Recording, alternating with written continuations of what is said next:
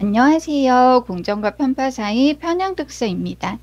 오늘은 지난 영상에 이어 조국 교수님의 디케의 눈물 요약해드리는 두 번째 시간 가져볼게요.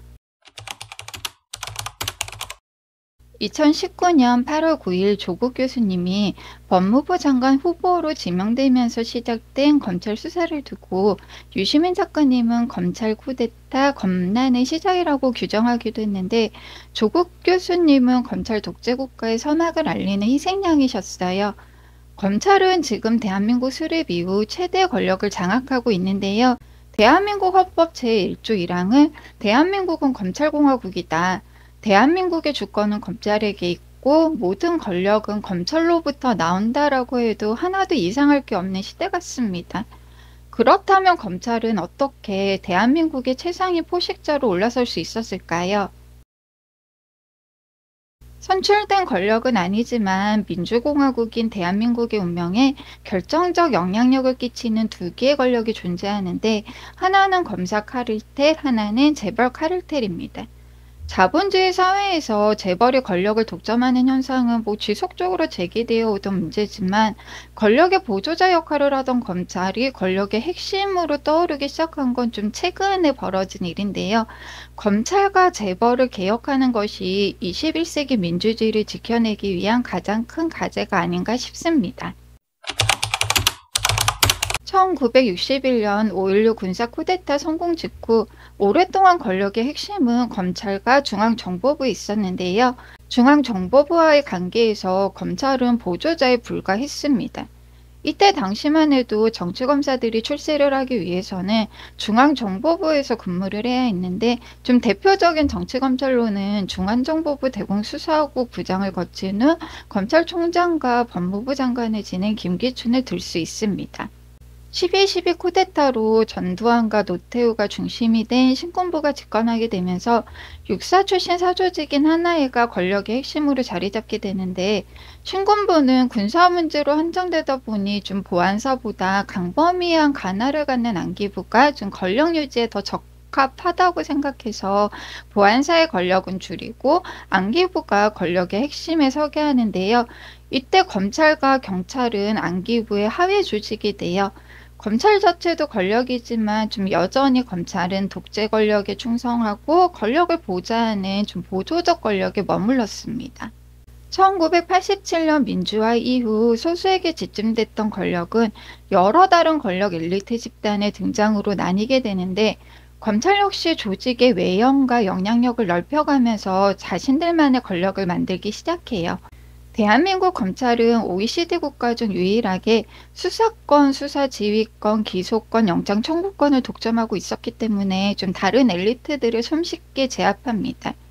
이때부터 법이 주먹 같은 역할을 하는 시대가 열리게 되고, 검찰들은 술자리에서 태연하게 정권은 유한하고 검찰은 무한하다는 건배사를 공유할 정도로 검찰권이 최고의 권력이 되는 준비를 하게 돼요.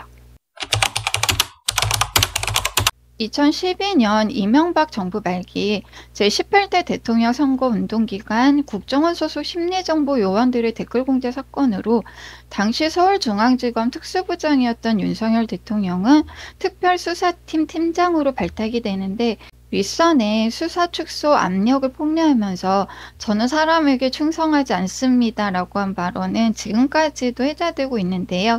그 발언 뒤에 "조직을 사랑합니까? 라는 질문에 한 답변, "네, 대단히 사랑하고 있습니다" 는 좀 제대로 알려지지 않았습니다.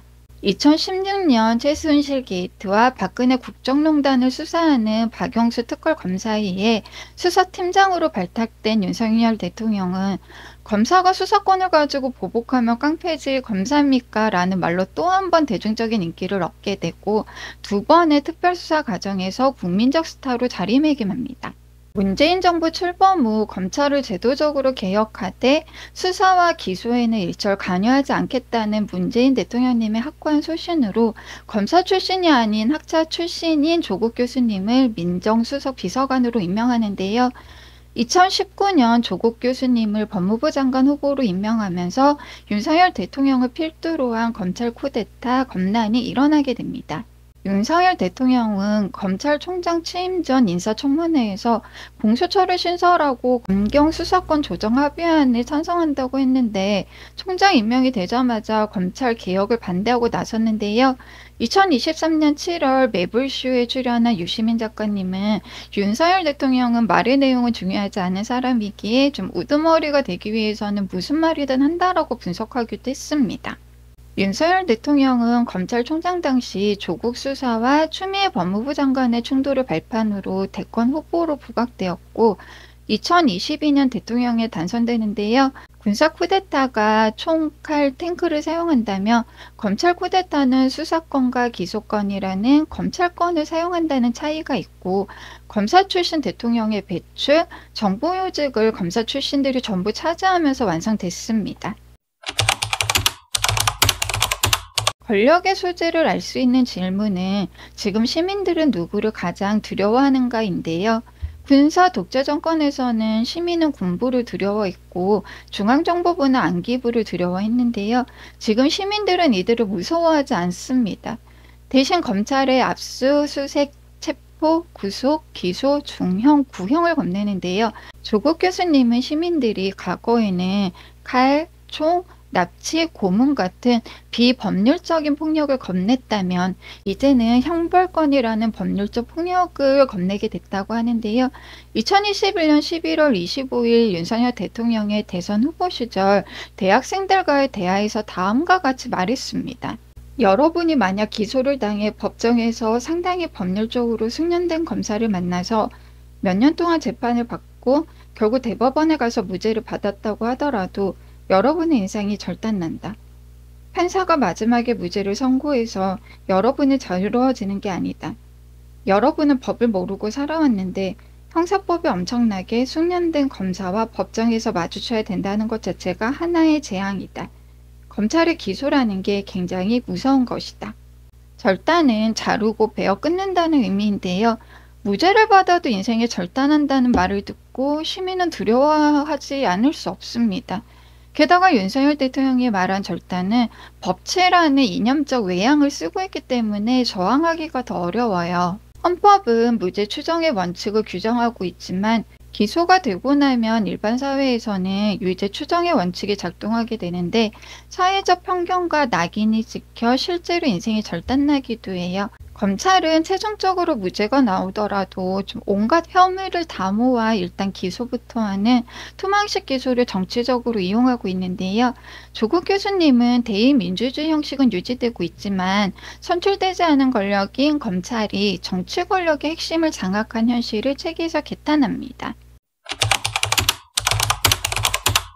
2020년 9월 1일 검찰의 직접 수사권 6대 범죄에서 부패, 경제범죄만 직접 수사할 수 있도록 2대 범죄를 축소하는 법안이 시행됐지만 윤석열 정부는 시행령으로 검찰의 수사권을 확대했고 법무부는 수사 준칙을 개정해서 경찰이 불송치한 사건을 검찰이 직접 수사할 수 있도록 하고 행정안전부안을 경찰국을 신설해서 경찰에 대한 정권의 통제 장치까지 마련했습니다.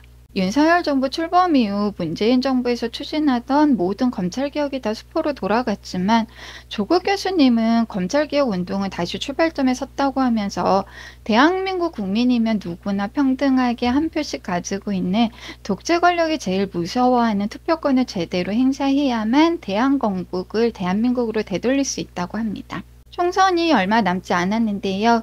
지금은 민주당이 다수당이라 법 개정이 아닌 시행령을 통해 여러 가지 꼼수를 부리고 있지만 2024년 총선에서 국민의힘이 다수당이 된다면 법률마저 개정되면서 대한민국의 진정한 위기가 오지 않을까 싶어요. 우리는 지금 이명박 정부와 박근혜 정부의 부활을 넘어 과거 30년 전으로 퇴행한 시기를 살아가고 있는 것 같은데요.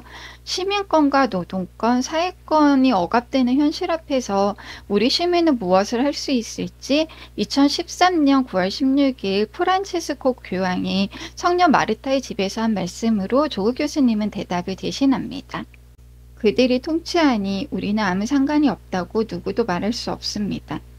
나는 그들의 통치에 책임이 있으며 그들이 더 잘 통치하도록 최선을 다해야 합니다. 능력과 정치에 참여함으로써 최선을 다해야 합니다. 교회의 사회교리에 따르면 정치란 가장 높은 형태의 자선입니다. 정치는 공동선에 봉사하기 때문입니다. 예수에게 사형을 내린 빌라도처럼 손을 씻고 뒤로 물러나 있을 수 없습니다. 우리는 뭔가 기여해야 합니다. 좋은 카톨릭 신자라면 정치에 참여해야 합니다. 스스로 최선을 다해 참여함으로써 통치자들이 제대로 다스리게 해야 합니다. 조국 교수님은 자신의 존재 가치를 확인해 둘 정도로 좀 공부하는 삶을 사셨는데요. 정치적인 활동도 함께 해오셨어요. 민주시민으로서 사회 정치 문제에 관심 갖고 좀 공부하는 삶을 살아야 한다는 가치를 가지고 있는 저에게는 어쩌면 좀 가장 훌륭한 인생 멘토가 아닐까 싶기도 한데요. 조국 교수님의 정치적인 활동을 좀 반대하거나 싫어하는 사람들도 많았다고 합니다. 하지만 조국 교수님은 냉소적 거리두기는 토항과 죽음을 의미할 것이다라는 브라질 로스쿨 교수이자 브라질 룰라 행정부 장관을 역임한 로베르토 운고의 말을 빌려 계속해서 정치적인 인간, 호모 폴리티쿠스의 삶을 살 거라고 하시는데요. 공부하는 인간임과 동시에 정치하는 인간임을 추구하는 데 영향을 준 4명의 서양 철학자에 대해서 맺은 말에서 소개합니다. 반나치 저항운동에 참여하고 프랑스의 식민지배에 반대해 알제리 해방전에 자금을 지원하는 등 현실 정치에도 적극적으로 참여했던 장폴 사르트르. 게으름에 대한 찬양으로 유명하죠. 영국 명문貴族집안에서 태어난 최고 수준의 학자였지만 사회민주주의, 무정부주의자, 무신론자, 반전 반핵운동가, 여성 해방론자 등 좀 세상을 외면하지 않고 가감하게 개입했던 버트런드 러셀. 영국의 식민지였던 인도에서 하급관리의 아들로 태어나 미얀마에서 제국경찰로 근무하다 제국주의의 악행을 좀 경험한 후 글을 쓰기 시작해서 소련에 동조하는 영국 사회주의 운동을 매섭게 비판하고 동물농장 1984 등 권력의 속성을 적나라하게 고발하는 소설을 쓴 조지 오웰. 프랑스계 이민자인 노동자의 아들로 태어나 어려운 생활 환경 속에서 알제리에서 대학 공부를 하고 알제리 공산당에 가입했지만 스탈린주의 노선에 반발해 스탈린주의 및 프랑스 공산당의 문제점을 용기 있게 지적하고 모두가 평등하고 공정한 사회를 만들기 위해 목소리를 높였던 까미입니다. 조교 교수님은 내가 이들만큼 정치적인가? 이들만큼 뜨거운가? 이들만큼 한결같은가? 라고 질문하면서 전혀 그렇지 않다라고 반성하는데요. 윤석열 검찰의 의도와 목적에 대한 비판과는 별도로 자신의 가오와 허물을 자성하고 자책하며 실험과 고통을 인고하고 감내하겠다며 책을 마무리합니다. 디케의 눈물은 검찰 조직이 얼마나 폭력적이고 정치적인지, 현재 국가 권력을 잡은 검찰 출신들이 어떻게 법을 이용해 사회를 지배하고 있는지, 수사권 기소권을 남용해 권력을 사유화하고 있는지, 신자유주의 재벌 카르텔로 인해 빈부격차가 심함에도 불구하고 지금 정부는 부자들에게는 감세를, 시민들에게는 복지를 축소하고 서민경제를 파탄내고 있음을, 각자 도생이 되어버린 사회에서 미래를 꿈꾸지 못하는 청년들에 대한 걱정 등 정치, 경제, 사회 문제까지 폭넓게 다룬 이 시대 필독서가 될 만한 수작이었고요. 현재 정치, 사회에 대한 비판뿐만 아니라 좀 보편복지의 중요성이나 연대인 투표권을 통해 정치를 바로 세우고 대한민국을 대한민국으로 되돌릴 수 있다는 따뜻한 목소리도 함께 담겨있는 책이에요. 공부하는 인간이자 정치적인 인간을 지향한 조국 교수님처럼 민주시민으로 늘 공부하고 괴롭고 힘들지만 정치 사회 문제에 관심 갖는 삶을 살아야겠다는 힘을 내게 해준 책이었습니다. 건강상태 최악을 호소해도 외면하던 한동훈 법무부가 오는 27일 조국 교수님의 부인 정경심 전 동양대 교수를 가석방하기로 결정했습니다. 갑작스럽게 가석방이 결정되자 일각에서는 윤석열 대통령의 정무 최은순 씨의 보석 석방을 염두에 둔 건 아닌가라는 해석도 나오고 있는데요. 정경심 전 동양대 교수님은 현재 형기의 80%를 채운 상태이고 최은순 씨는 구속된 지 2달도 안 된 상태에서 보석 신청서를 제출한 것인데요. 이 두 사건을 같은 연결고리로 해석하려는 건 그동안 윤석열 정부의 상식적 행태를 다들 지켜봐 왔기 때문이 아닌가 싶습니다. 윤석열 정부는 유난히 법치라는 단어를 많이 사용하는데요. 국가 권력이 자신들에게는 좀 공정한 잣대를 들이대지 않고 시민들과 정치적 반대자들에게만 준법과 법치를 강조하는 사회가 과연 정상적일까요? 영상 대본을 정리하는 마지막 날 이재명 대표님의 체포동의안이 가결이 됐습니다. 마음이 많이 무거운 상태에서 영상을 촬영하고 있는데요. 우리 모두가 정치적인 인간, 호모 폴리티쿠스가 돼야 하는 이유가 하나 더 생긴 게 아닌가 싶습니다. 지금까지 공정과 편파 사이 편향독스였습니다. 영상 시청해주셔서 감사합니다.